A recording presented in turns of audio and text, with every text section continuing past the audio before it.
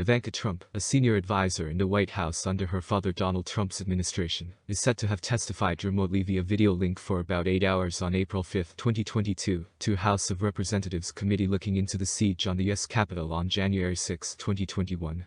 That's 5 days prior to her testimony before the bipartisan congressional committee. The 41-year-old mother of husband three's Jared Kushner, a fellow former presidential advisor, also answered questions from the committee for more than 6 hours. Now that she has given more details about her remarks, we can finally move forward. Ivanka was not as forthcoming as other witnesses about President Trump's conduct, according to an executive summary report released on Monday, December 19, ahead of the panel's final report, which is scheduled to be released sometime this year.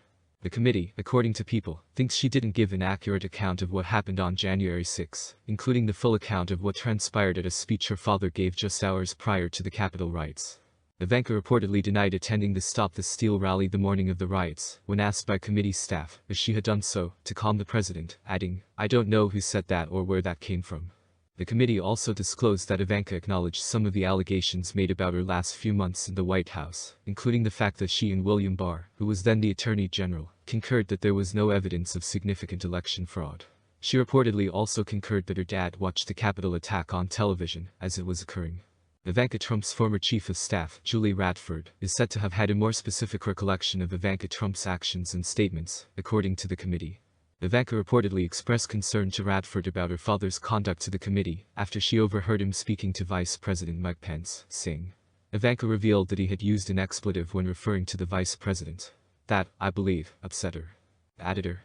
And I believe she could tell from the conversations and the activity in the office that he was upset and angry and that misinformation was being spread. And she thought that, at the very least before he took the stage, she might be able to help diffuse the situation. According to NBC News, Jared Kushner, 41, who is married to Trump, advised the president-elect last year not to take advice from Rudy Giuliani, who was peddling wild election conspiracy theories.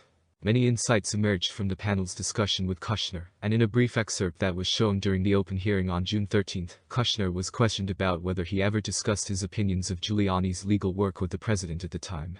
Kushner says, "I guess yes," in the video. Kushner gave the following response when asked what he said to Trump. Basically, not the approach I would take if I were you.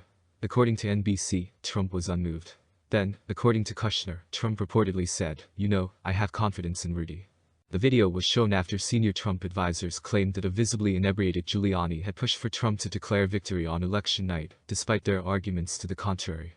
Following Giuliani's advice, Trump spoke from the White House and declared, "Frankly, we did win this election."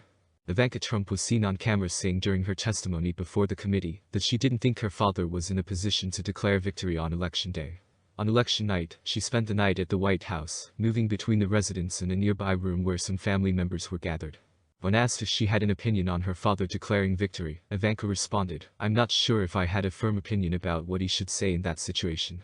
They were still tallying the results. That the election would not be decided on election night was becoming more and more obvious.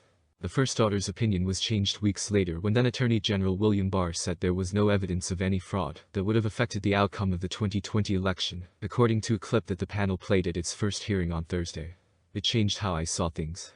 Attorney General Barr has my respect, so I took his words at face value," stated Ivanka.